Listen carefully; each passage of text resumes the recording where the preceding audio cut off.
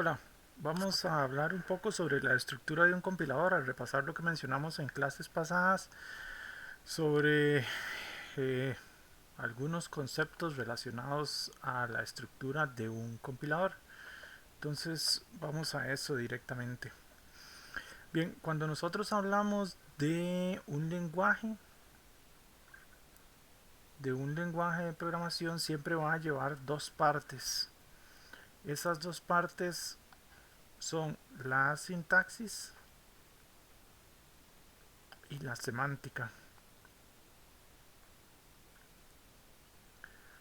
Estos son reglas puramente de cómo se escribe, que son reglas muy fijas, son claras, las da la gramática de cómo escribirlo.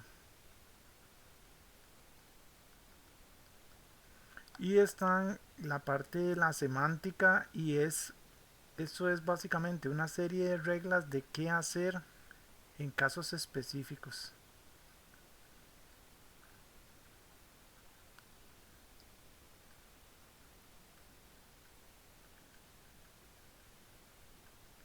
Por ejemplo, yo aquí en las reglas de sintaxis puedo tener que una sintaxis como esta es válida. Una suma en posfijo, A más B. Ahora, en semántica, yo con ese mismo ejemplo voy a empezar a preguntarme, ok, A y B, ¿qué pueden ser? Pueden ser flotantes,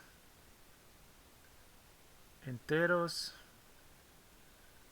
¿Qué pasa si A es entero y B es flotante? ¿En qué tipo de datos se va a expresar el resultado? Y esta serie de cosas son como reglas de semántica que nos van a definir el comportamiento final del lenguaje. Nosotros en el curso nos vamos a enfocar más como en la sintaxis y la parte de semántica, eso lo vamos a ir trabajando conforme va pasando hacia adelante el semestre. Entonces, usualmente cuando definimos un lenguaje, nosotros lo que hacemos es generar un documento con estas reglas.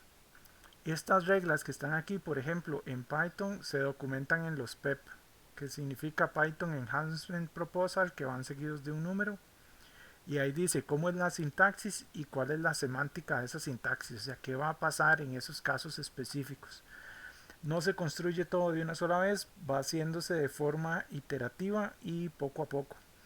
El primer paso siempre es definir el lenguaje y el siguiente paso es hacer un prototipo de un compilador para ver más o menos cómo podría comportarse el lenguaje y ver si funciona, si tiene algunos defectos o algunas cosas están bien o mal. Entonces podríamos pensar nosotros que vamos a trabajar en la gramática, que esto es lo que vamos a hacer en el semestre, y un pequeño prototipo para ver qué problemas puede tener nuestro prototipo. ¿Qué problemas puede tener nuestro lenguaje? Y ahí lo vamos definiendo. Después de eso el proceso se vuelve iterativo, entonces del prototipo volvemos a la gramática y de ahí volvemos al prototipo y de ahí volvemos al prototipo y posteriormente entonces saliendo de ese ciclo uno podría decir ok, aquí está la versión semifinal o una versión que uno ya podría considerar final y es la que sale como a producción. Versión final. Igual con el uso, un lenguaje siempre va a ser modificado porque la gente pide más cosas y entonces se ve que hay cosas que hay que agregar o hay nueva funcionalidad de agregar, que por cierto eso es lo que pasa con los PEPs, y entonces se vuelve un ciclo infinito. Los este prototipo y el final puede ser un intérprete que usualmente es como más sencillo de hacer o un transpilador o puede ser un compilador.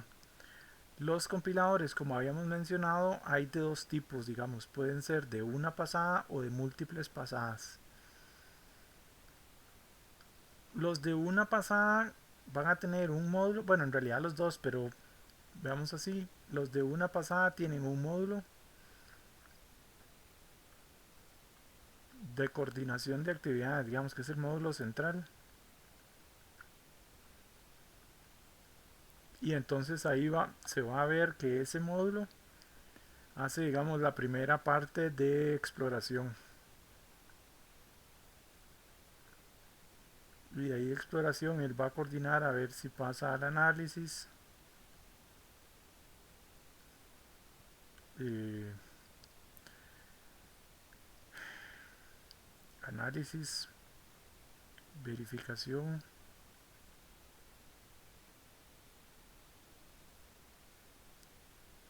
generación de código. Bueno, voy a poner código para ponerlo resumido. Puede ser así, o yo directamente puedo llevar todas las cosas al mismo tiempo, digamos.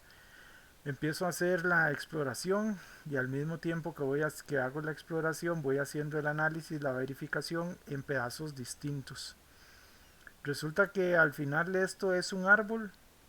O sea, el compilador lo que hace es crear un árbol, una representación abstracta del código, y a partir de esa representación puede irlo procesando. Entonces yo puedo decirle, ok, empiece a hacer la exploración y cree un pedazo del árbol, y apenas tenga ese pedazo de árbol listo, páseselo al análisis, y apenas ya ese pedazo del árbol esté analizado, haga la verificación y finalmente vaya haciendo ejecución de código o generando código y escribiendo código todo al mismo tiempo.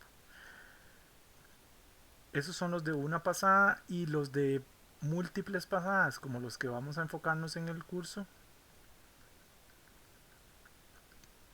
básicamente tienen un módulo de coordinación, que voy a hacer copy paste porque me da pereza escribir tanto. Tienen un módulo de coordinación y el módulo de coordinación va a decirnos cómo van cada uno de los otros módulos. Déjenme poner esto acá. Entonces va a ir a coordinar el análisis, la verificación y la generación de código.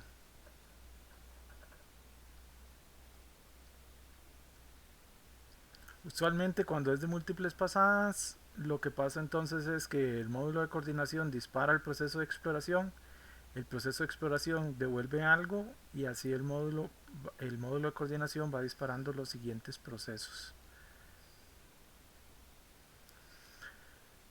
Entonces al final, a través del módulo de coordinación, de la exploración al análisis, pasan componentes léxicos.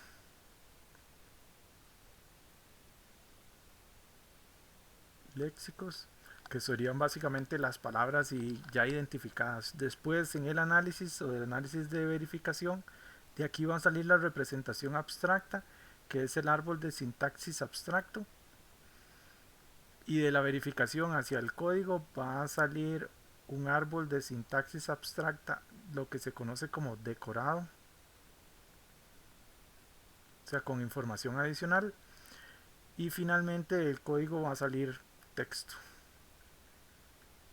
O si es un intérprete, directamente la ejecución, que pongámoslo así para que se vea de forma pintoresca. Eh, Cada uno de esos compiladores tiene ventajas y desventajas.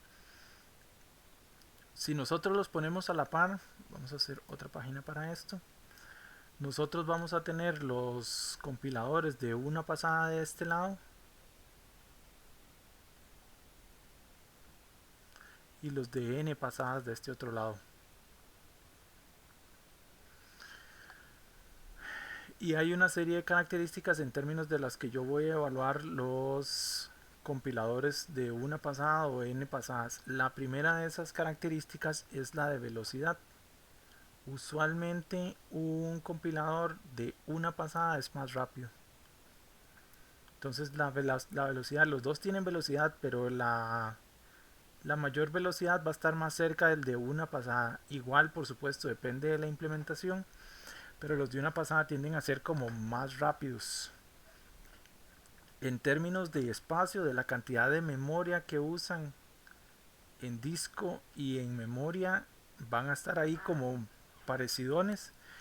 Lo que sí tienen los compiladores de múltiples pasadas es que permiten hacer mejor optimización,